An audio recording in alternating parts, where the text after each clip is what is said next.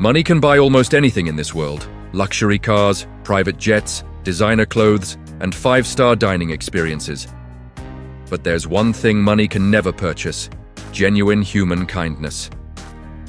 This is the story of Marcus Whitfield, a self-made billionaire who built his empire from nothing, and how one ordinary Tuesday evening at a small diner changed his perspective on wealth, privilege, and what truly matters in life.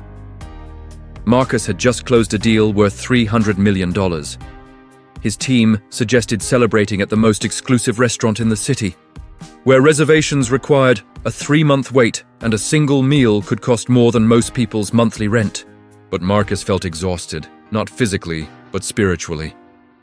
He was tired of the fake smiles, the endless flattery, and people who only saw his bank account when they looked at him.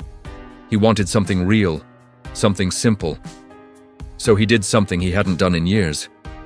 He dismissed his driver, walked the streets alone without his entourage, and found himself standing outside Rosie's Diner, a modest establishment with checkered floors and vinyl booths that had seen better days.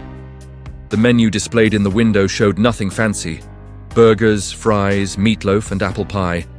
No truffle oil, no gold leaf garnish, no foam creations that looked like art projects. Just honest, simple food. As Marcus pushed open the glass door, a small bell chimed overhead. The dinner rush had passed, leaving only a handful of customers scattered throughout the diner. Behind the counter stood a black woman in her mid-50s, her name tag reading Gloria. Her uniform was impeccably clean despite the long shift she'd clearly been working, and when she looked up at Marcus, something remarkable happened. She didn't recognize him. She didn't see the billionaire whose face had been on magazine covers. She saw a customer, a human being.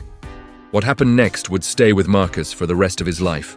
The way Gloria greeted him, the genuine warmth in her eyes, the dignity with which she served him the simplest item on the menu, a grilled cheese sandwich and tomato soup, revealed a kind of wealth that has nothing to do with money, in a world where Marcus was constantly surrounded by people who wanted something from him. Gloria wanted nothing except to do her job with pride and treat every person who walked through that door with the same respect, regardless of what they wore or ordered. Before we continue with this powerful story, I'm curious. Where in the world are you watching this from? Drop your country or city in the comments below. And make sure you stay with us until the very end. Because what Marcus discovered that evening will challenge everything you think you know about success and human connection. Marcus slid into a corner booth, its red vinyl cracked from years of use. The kind of wear that tells stories of thousands of meals shared, conversations held, and moments lived. He ran his hand across the Formica table, noticing the small imperfections.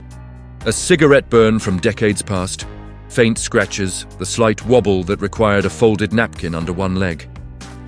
In his everyday life, such imperfections would never be tolerated. His office furniture cost more than most people's cars, custom-made to exact specifications, flawless and pristine. But here, in this modest diner, the imperfections felt honest, real, human. Gloria approached with her notepad, a pen tucked behind her ear, and a smile that reached her eyes. "Evening, honey. What can I get for you tonight?" Her voice carried the warmth of southern roots, though they were in the heart of the city. There was no script in her greeting, no corporate mandated phrases designed by marketing consultants, just genuine hospitality. Marcus scanned the laminated menu, its edges worn soft from countless hands.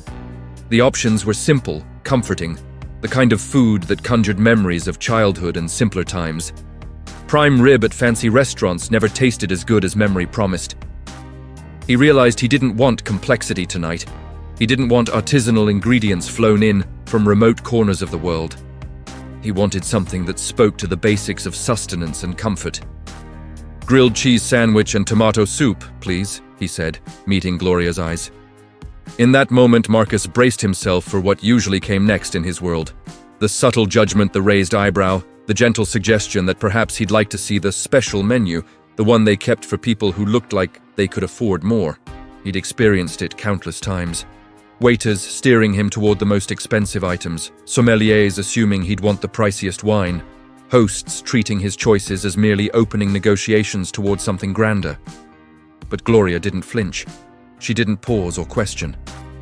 She didn't look at his expensive suit and Italian leather shoes and wonder why someone dressed like that would order a $7 meal. Instead, her smile grew warmer, more genuine. "Excellent choice, honey. That's comfort food right there, coming right up," she wrote on her notepad with a practiced hand. "And let me tell you, our cook Bernie, he's been making that grilled cheese for 30 years. Uses a special blend of 3 cheeses and butter, real butter, none of that margarine nonsense. Gets it perfectly golden every time. The tomato soup? Made fresh today with real tomatoes, not from a can. You're in for a treat." That simple acknowledgement, treating his choice as valid and worthy, even praising it without judgment, struck Marcus deeply. Gloria wasn't just taking an order, she was validating his decision, making him feel that what he wanted mattered, that his choice was respectable and even commendable. In his world of excess, people constantly tried to impress him, upsell him, or convince him he deserved only the best, as if the best could only be measured by price tags and prestige. Business associates took him to restaurants where meals cost thousands of dollars, not because the food was necessarily better, but because exclusivity itself had become the commodity. He'd sat through countless dinners where the presentation overshadowed the taste, where the experience felt more like performance art than nourishment.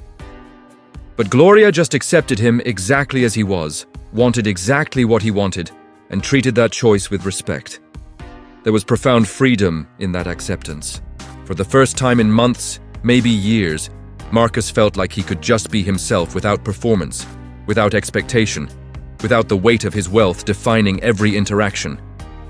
As Gloria turned to place his order, calling out to Bernie in the kitchen with friendly familiarity, Marcus realized something profound. True hospitality isn't about luxury or expense. It's about making someone feel valued, seen, and respected exactly as they are. If you're enjoying this story and want to hear more inspiring tales about human connection and what really matters in life, please consider subscribing to our channel. We're working toward our goal of 1,000 subscribers, and your support helps us continue sharing these powerful stories that remind us of our shared humanity. While waiting for his meal, Marcus settled into the booth and began observing the world of Rosie's Diner unfold around him. In his business life, he'd learned that observation reveals truth. Not what people say, but what they do when they think no one important is watching. He'd built his fortune partly on that skill, reading situations, understanding human nature, seeing patterns others missed. Gloria moved through the diner with a rhythm that spoke of decades of practice. There was no wasted motion, no hurried chaos, just efficient grace. She moved from table to table, her presence somehow both unobtrusive and warmly felt. At the counter, a construction worker in dusty jeans and a worn flannel shirt sat hunched over a cup of coffee. Gloria refilled it without being asked, patting his shoulder gently. "Long day on the site, Tommy?" "You know it, Gloria. But this coffee makes it better." "You eating tonight or just the coffee?" "Just coffee today. Trying to save up." Without fanfare or announcement, Gloria disappeared into the kitchen and returned moments later with a plate of meatloaf and mashed potatoes. She set it in front of Tommy. "Bernie made extra. Can't let it go to waste. You'd be doing us a favor." Tommy's eyes glistened. He knew what she was doing, preserving his dignity while ensuring he ate. "You're an angel, Gloria." "Just doing what's right, honey." Marcus watched this exchange with growing fascination. In his world, charity often came with plaques, publicity, and tax deductions. It was announced, photographed, and leveraged. But here was Gloria, giving quietly, protecting this man's pride while meeting his need. No cameras, no recognition, just human kindness in its purest form. At a corner table, an elderly couple sat together, their gnarled hands clasped between them. Gloria approached their table with visible affection. "Mr. and Mrs. Chen, how are my favorite lovebirds tonight?" Mrs. Chen's face lit up. "Gloria, dear, we're wonderful, celebrating our 57th anniversary. 57 years! Now that's something to celebrate!" Gloria's joy seemed completely genuine. "Dessert is on the house tonight. I won't hear any arguments." "You're too kind to us," Mr. Chen protested weakly. "Kindness is never wasted. and you two deserve celebrating. 57 years of love. That's rarer than diamonds. Marcus realized he was witnessing something extraordinary. Gloria didn't treat customers as transactions or interruptions to be processed. Each person received her full attention, genuine interest, and authentic care. The construction worker, the elderly couple, and yes, even the stranger in the expensive suit sitting alone in the corner booth, all received the same quality of human dignity. When Gloria finally brought Marcus his meal, she set it down with careful attention. The grilled cheese sat perfectly golden brown, cut diagonally with a small pickle on the side. The tomato soup steamed invitingly in a proper bowl, not a paper cup, with a few oyster crackers arranged on a small side plate. "Careful now, that soup's hot," Gloria warned, placing a paper napkin nearby. "Let me get you some extra napkins. Grilled cheese can be drippy, and that's part of the fun." She returned with additional napkins and a genuine smile. "Need anything else right now? Fresh pepper for the soup? Hot sauce?" "This is perfect. Thank you. You just let me know if you need anything at all." As Gloria moved on to check other tables, Marcus took his first bite of the grilled cheese. It was simple, exactly as promised, and absolutely delicious. The cheese perfectly melted, the bread buttered and grilled to golden perfection.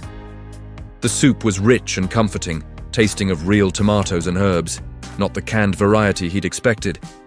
But more than the food, what struck Marcus was the entire experience. Gloria had served him a $7 meal with more dignity, attention, and genuine care than he'd received at restaurants where he'd spent thousands. She found meaning in her work, not because it was prestigious or highly paid, but because she understood a fundamental truth. Serving others with dignity honors both the served and the server. Real service, Marcus realized, isn't about subservience or superiority. It's about recognizing the shared humanity in every interaction. Marcus was halfway through his meal, savoring each bite with a presence he rarely allowed himself, when Gloria returned to check on him. She carried a water pitcher, her practiced eye having noticed his glass was nearly empty. "How's everything tasting?" she asked, refilling his glass with the same care she'd give to anyone. "Perfect," Marcus replied, and he meant it completely. "Honestly, this is the best grilled cheese I've had in years." Gloria's face brightened with genuine pleasure. "That makes my heart happy to hear. Bernie will be thrilled. He takes real pride in his cooking, even if it's just diner food." She made air quotes with her free hand. "I always tell him, food made with care and attention feeds more than just the stomach." "Your Bernie is right to be proud," Marcus said. "There's nothing just about this meal. It's exactly what I needed." Gloria studied him for a moment with kind, perceptive eyes. "Long day?" she asked, and something in her tone suggested she was really asking, really wanting to know, not just making the perfunctory small talk that servers are trained to make. Marcus paused, his spoon halfway to his lips. When was the last time someone had asked him that question and genuinely wanted to know the answer?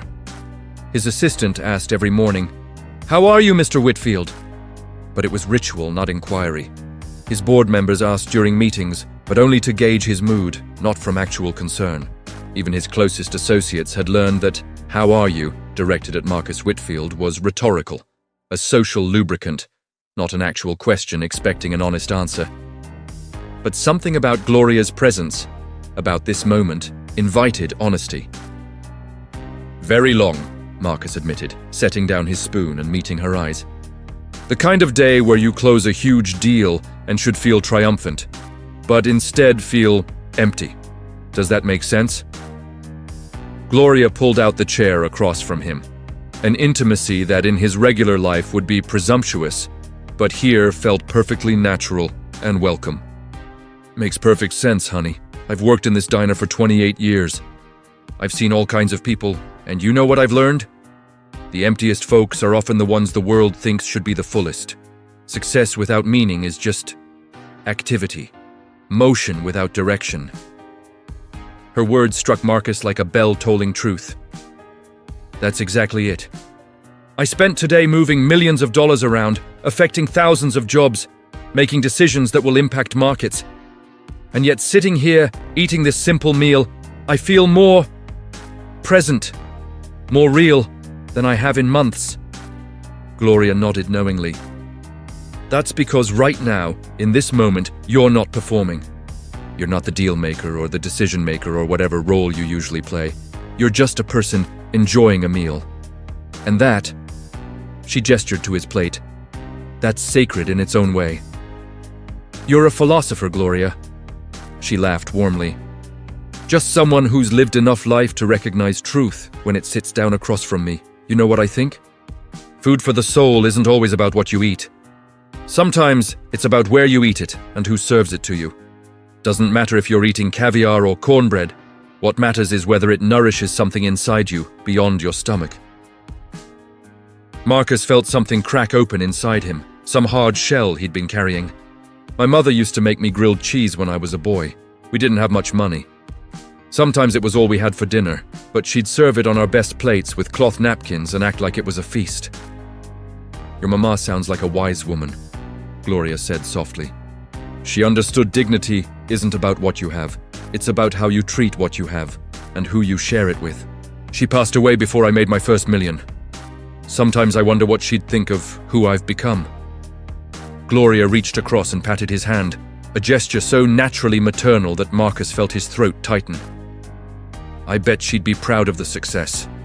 But I also bet she'd want to make sure you didn't lose that boy who appreciated a simple grilled cheese made with love. Success is fine, but don't let it cost you your humanity. As Gloria stood to attend to other customers, Marcus sat in the weight of her words. This woman, whom he'd met just 30 minutes ago, had seen him more clearly and spoken more truth to him than people he'd known for years. Her wisdom hadn't come from business schools or leadership seminars. It came from living authentically, serving others with dignity, and maintaining her humanity in every interaction. Marcus had just finished his grilled cheese and was working on the last of his tomato soup when the small bell above the diner's door chimed. A young couple entered, perhaps in their late 20s, dressed in casual clothes that suggested they were local residents grabbing a quick dinner. The woman headed toward a booth, but the man suddenly stopped mid-step, his eyes widening as they fixed on Marcus. "Oh my God!" the young man said loudly enough that several other customers glanced up. "Aren't you Marcus Whitfield?" The atmosphere in the diner shifted immediately, like a stage when the lights suddenly change. Conversations paused. Heads turned. Marcus felt the familiar weight of public recognition settle over him. That peculiar burden of being seen not as a person, but as a symbol, a curiosity, a celebrity. The young man was already approaching, his phone emerging from his pocket. "I can't believe it! Marcus Whitfield, in Rosie's Diner. Man, I follow your business moves. That acquisition last year? Genius. Pure genius." He turned to his girlfriend. "Babe, this is the Marcus Whitfield, the billionaire."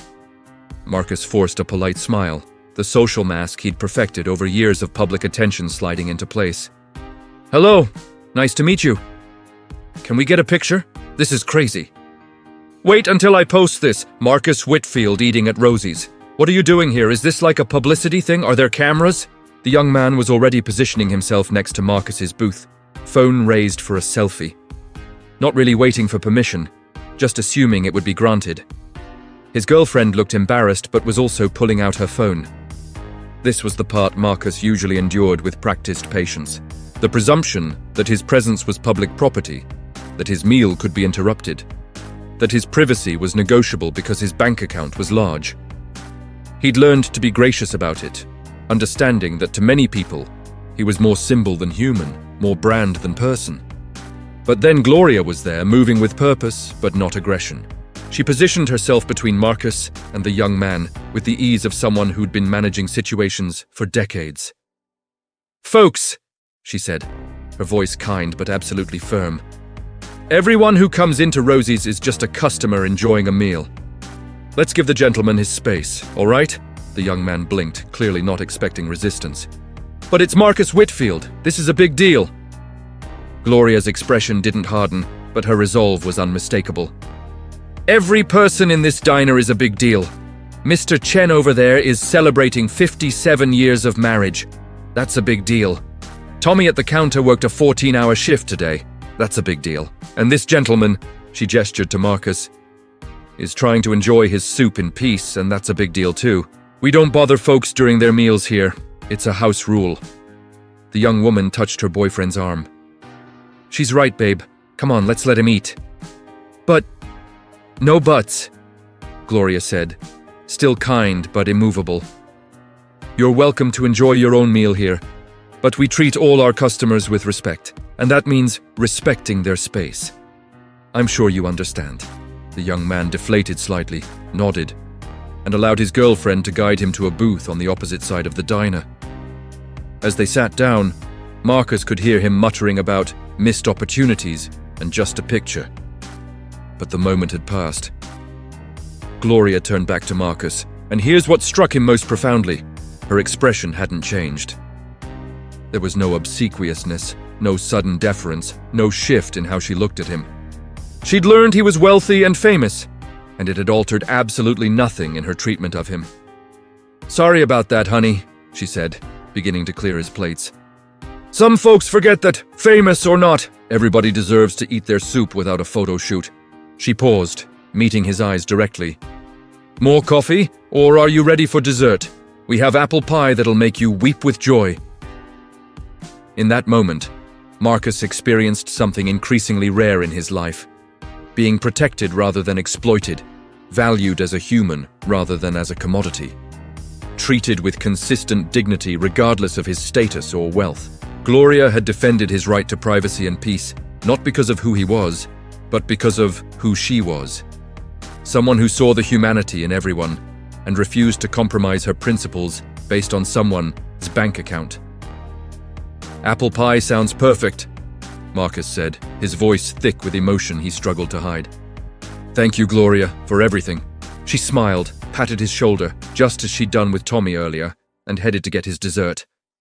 Leaving Marcus to sit with the profound realization that this woman possessed a kind of wealth he'd been chasing his entire life without realizing it. The apple pie arrived warm, with a scoop of vanilla ice cream slowly melting into the cinnamon-spiced filling. Gloria had been right. It was exceptional, the kind of homemade dessert that carried memories of grandmother's kitchens and holiday gatherings. Marcus ate slowly, savoring not just the taste, but the entire experience of this unlikely evening. As he took his last bite, he sat back in the worn vinyl booth and looked around Rosie's diner with new eyes. The cracked vinyl, the checkered floor, the simple laminated menus, none of it was fancy, but all of it was honest, real. The kind of place that had served its community for decades, where people came not for Instagram moments, but for sustenance and connection. Gloria appeared with his check, placing it face down on the table in the old-fashioned way. Whenever you're ready, honey, no rush. The bill came to $8.75. $8.75 for a meal that had fed not just his body, but something deeper. Something he hadn't realized was starving. Marcus reached for his wallet, that expensive leather accessory that usually held credit cards he barely thought about when using.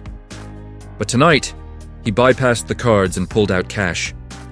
He counted out 5 $100 bills, crisp, new bills that still smelled faintly of ink, and placed them on top of the check. He stood, put on his suit jacket, and was buttoning it when Gloria returned, assuming he was ready to settle up. She picked up the folder, opened it, and immediately stopped moving. Her eyes widened as she processed what she was seeing. "Sir," she said carefully, "I think there's been a mistake. This is..." She looked up at him, confusion and concern mixing in her expression. "This is $500. "No mistake," Marcus said gently, his voice carrying a certainty that came from finally, after a long day, after a long year, doing something that felt completely right. "You gave me something priceless tonight, Gloria. Something I didn't even know I was looking for." Gloria's professional composure wavered. Her hand holding the bills trembled slightly. "Sir, I just served you dinner. That's my job." "You did so much more than that," Marcus said, stepping closer so their conversation could remain private in the diner's modest space. "You treated me like a person, not a bank account. You served me with dignity. You protected my privacy, and you reminded me what genuine kindness looks like. Do you have any idea how rare that is in my world?" Tears welled in Gloria's eyes, but she maintained her composure, that dignity that seemed so intrinsic to who she was. I treated you the way I treat everyone, she said simply. That's just how I was raised. My mama always said, Gloria, every person you meet is carrying burdens you can't see. Treat everyone with kindness, because you never know when that kindness might be the one thing holding someone together. Her words landed in Marcus's chest with the weight of profound truth. Your mother raised you right. And I want you to have this, not because I think kindness can be bought, but because I want you to know your kindness was seen, valued, and appreciated. Gloria looked down at the money again, then back at Marcus. This is too much, I can't. You can and you will, Marcus said firmly but kindly. Please, it would honor me if you accepted it. They stood there for a moment in the fluorescent light of Rosie's diner. Two people from completely different worlds, connected by a simple meal and genuine human dignity. Finally, Gloria nodded, carefully folding the bills. Thank you, she whispered. My grandbaby needs some special medicine we've been struggling to afford. This is an answer to prayers. Now it was Marcus's turn to feel his throat tighten. He'd given bonuses worth millions of dollars in his business life, had donated to countless charities and causes, but he couldn't remember the last time money he'd given had felt this significant, this perfectly placed, this human. Then I'm doubly glad, Marcus said. Take care of that grandbaby. As he turned to leave, Gloria called after him. Mr. Whitfield? He paused and looked back. Thank you for choosing Rosie's tonight, and thank you for seeing me not just as a waitress, but as a person. That gift goes both ways. Marcus nodded, unable to trust his voice, and walked out into the night air, forever changed by a grilled cheese sandwich, tomato soup, and a woman named Gloria, who understood that true wealth has nothing to do with what you have, and everything to do with who you are. Marcus didn't sleep much that night. He lay in his penthouse apartment, surrounded by luxury that suddenly felt hollow, replaying every moment of his evening at Rosie's diner. The way Gloria had smiled when he ordered, the care with which she'd served him, her protection of his privacy, the wisdom in her words, the dignity in everything she did. By morning, Marcus had made a decision that would redirect a significant portion of his wealth and energy. By afternoon, he'd assembled his legal team and accountants. Within a week, the Gloria Foundation was established, a non-profit organization dedicated to recognizing and supporting service workers who embody dignity, kindness, and excellence in their work, regardless of recognition or reward. But Marcus didn't stop there. He personally funded full scholarship accounts for Gloria's 3 grandchildren, ensuring they could pursue any education they desired without financial burden. He invested in Rosie's diner itself not to change it or modernize it into something it wasn't, but to ensure its long-term survival, including better wages for all staff and a renovation that preserved its character while ensuring it could serve the community for decades to come. The media eventually caught wind of the story, as media always does with billionaires. Reporters wanted to interview Marcus to create a feel-good narrative about the wealthy man and the poor waitress, but Marcus refused every interview request. This wasn't about publicity or image management. This was personal, sacred even, a genuine transformation he refused to exploit. Gloria, for her part, continued working at Rosie's diner. The money Marcus had given her and the foundation's support changed her material circumstances significantly. Her granddaughter got the medicine she needed. Gloria's own long-deferred health issues were addressed. She could have retired comfortably, but she chose to keep working because, as she told Marcus when he visited her several weeks later, "This is who I am. I serve people. It's not just what I do, it's my calling." Marcus became a regular at Rosie's, visiting every Tuesday evening. He always sat in the same booth, always ordered simple food, and always left generous tips, though never again as dramatically as that first night. He didn't want his presence to change the diner's character or Gloria's treatment of other customers. He was simply a regular, another customer, another human seeking sustenance and connection. Word spread through the service industry about the Gloria Foundation. Bus drivers, janitors, home health aides, retail workers, people who served others with dignity despite low pay and little recognition, began receiving awards, scholarships, and support. The foundation didn't reward people who were trying to impress or perform kindness for cameras.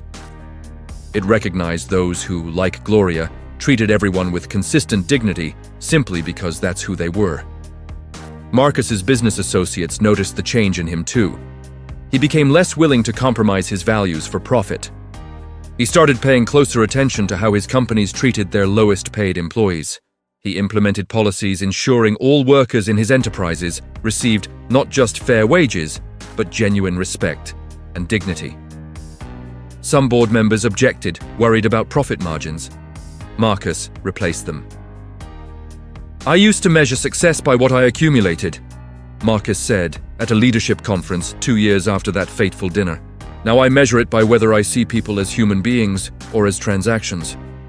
A woman named Gloria taught me that in the time it took to serve a grilled cheese sandwich. She didn't preach to me. She just showed me, through consistent dignity in every action, what real wealth looks like." Years later, when journalists finally convinced Marcus to share the story publicly, it went viral not because of the money involved, but because it struck a chord that resonated across society. In a world increasingly divided by wealth, politics, and status, here was a simple reminder: every person matters, every act of kindness counts, and genuine dignity costs nothing but enriches everyone. Gloria eventually did retire from Rosie's, but only after training a new generation of servers in what she called the Ministry of Hospitality. She didn't use words like customer service protocols or engagement strategies. She taught them to see every person who walked through that door as someone's child, parent, friend, as a complete human being deserving of dignity and care. Marcus Whitfield built an empire worth billions, but he counted one Tuesday evening at a modest diner as his greatest success. The night he learned that true wealth is not measured in what you have, but in how you treat people, when there's nothing in it for you except the opportunity to honor their humanity.